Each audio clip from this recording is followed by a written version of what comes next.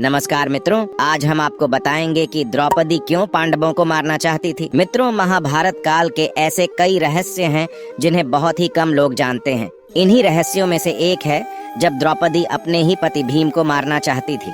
मगर द्रौपदी अपने ही पति की मृत्यु क्यों करना चाहती थी, और वो भी उस पति की जो उसे सबसे ज्यादा प्रेम करता था। पांडवों को कैसे पता लगता था कि द्रौपदी के साथ कक्ष में कोई है? दरअसल आपको बता दें, पांडवों की पत्नी द्रौपदी माँ काली का रूप थी। इस बात का ज्ञान अर्जुन को था, जिसके बाद एक दिन अर्जुन द्रौपदी के कक्ष में गए। आपको बता दें कि द्रौपदी के 5 पति होने के कारण सभी पांडवों ने यह तय किया था कि उनमें से एक जब भी द्रौपदी के साथ समय बिताने जाएगा तो वह अपनी खड़ाऊ कक्ष के बाहर उतार देगा, ताकि अन्य पांडवों को यह झांत हो सके कि कोई पहले से ही अंदर मौजूद है। लेकिन इस दौरान अर्जुन की बाहर रखी खड़ाऊ भीम ने देखी ही नहीं और वह झट से कक्ष के अंदर चले गए। अब जैसे ही भीम कक्ष के अंदर गए, वैसे ही उसने देखा कि वहां अर्जुन पहले से ही मौजूद था और वह द्रौपदी के पांव दबा रहा था। यह दृश्य देख भीम आग बबूला हो गया और उसने अपनी गति से अर्जुन पर प्रहार कर दिया।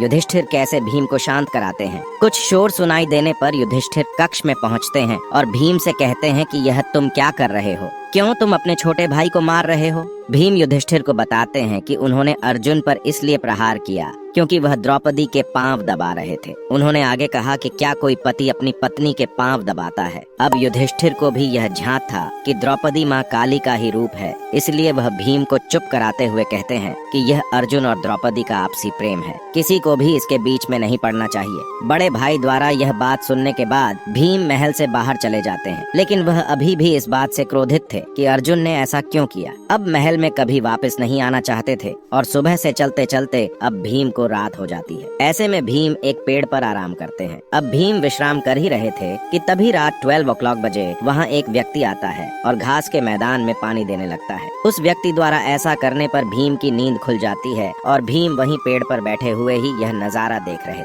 धीरे धीरे वहाँ एक सभा लगने लगती है। इस सभा में भगवान शिव, ब्रह्मा जी और इंद्र देव समेत कई देवता शामिल होते हैं और इस सभा को संबोधित कर रहे होते हैं भगवान श्री कृष्ण। तभी भीम देखते हैं कि इस सभा में द्रौपदी आती है, जिसका मुंह खून से सना होता है और साथ ही उसके एक हाथ में खप्पर और दूसरे हाथ में कटार होती है। द्रौपदी को बिना अपने पतियों के अकेले देख भीम और आग बबूला हो जाते हैं, लेकिन वह वहीं रहकर देख रहे थे।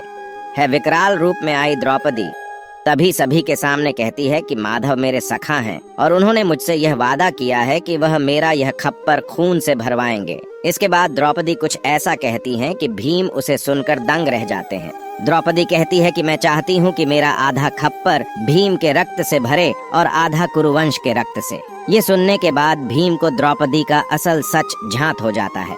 उसे पता लग जाता है कि द्रौपदी कोई और नहीं बल्कि माँ काली का ही रूप है। द्रौपदी की यह बात सुनकर भीम काफी डर जाता है और सभा खत्म होने के बाद वह डरते हुए श्री कृष्ण के पास जाता है और उन्हें पूरी बात बताता है कि उसने सभा में जो कुछ भी हुआ है वह सब देखा है और वह अपनी जान कैसे बचाएं, इसका भगवान श्री कृष्ण से समाधान मांगता है। इस पर श्री कृष्ण भीम को बताते हैं कि द्रौपदी महाकाली का रूप है और उनका यह जन्म केवल खप्पर भरने के लिए ही हुआ है। जिसके बाद घबराकर भीम कहते हैं कि मगर द्रौपदी तो अपना आधार खप्पर मेरे ही रक्त से भरना चाहती है। जिसके बाद श्री कृष्ण भीम को इसका समाधान बताते हुए कहते हैं, हे भीम, तुम चुपचाप अपने कक्ष में जाओ और भोजन मत करना, चाहे जो जाए।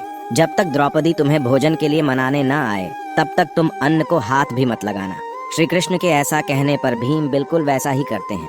जिसके बाद भीम को मनाने के लिए सभी पांडव पुत्र आते हैं और उसे खाना खाने को कहते हैं, लेकिन भीम नहीं उठते। जब काफी देर तक भीम नहीं उठते तो द्रौपदी भीम को भोजन करने के लिए कहती हैं, जिस पर भीम द्रौपदी से कहते हैं कि वह केवल एक ही शर्त पर भोजन करेंगे। यदि द्रौपदी उनका मनचाहा वरदान उनको दे दे तो भीम द्वारा ऐसे कहने पर द्रौपदी राजी हो जाती हैं और भीम द्रौपदी से वरदान मांगते हैं कि हे द्रौपदी, पांडु की 5 संतानों को बख्श दो। इस पर द्रौपदी कहती है तथास्तु और इस प्रकार भीम की जान बच जाती है। मित्रों, द्रौपदी ने घटोत्कच को एक भयानक अभिशाप दिया कि उसकी उम्र कम होगी, जो कि एक क्षत्रिय के लिए भयंकर और शर्मनाक चीज थी। हिडिंबा भीम की पत्नी घटोत्कच की माँ अपने आप को नियंत्रित नहीं कर पाई। जब उन्होंने द्रौपदी का अभिशाप सुना, वह द्रौपदी के पास गई और उसे एक नीच पापी औरत कहा। अपने क्रोध में हिडिंबा ने द्रौपदी के बच्चों को शाप दिया और दोनों रानियों ने लगभग पांडव वंश का नाश कर डाला। द्रोण के पुत्र अश्वत्थामा ने मध्य रात्रि में सो रहे द्रौपदी के 5 पुत्रों की बेरहमी से हत्या कर दी। कृष्ण, अर्जुन और भीम गए और उन्होंने अश्वत्थामा को पकड़ लिया और उन्हें अंतिम निर्णय लेने के लिए द्रौपदी के पास लाए।